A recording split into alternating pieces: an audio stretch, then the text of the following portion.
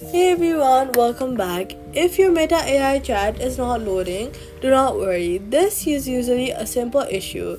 First, check your internet connection because Meta AI needs stable Wi-Fi or mobile data to load the chats properly. Then restart your router or switch between Wi-Fi and mobile data if needed. Then swipe up from the bottom of your screen, look for the app, swipe it away completely, wait for a few hours and then reopen the app. If it still does not load, restart your phone. This helps clear temporary glitches that block the chat from opening. Head over to your App Store or your Play Store, search for the Meta AI app, and make sure that the app is updated to the latest version because older versions often fail to load AI features. Then, now your Meta AI chats should start working again. Thanks for watching and see you guys in the next guide.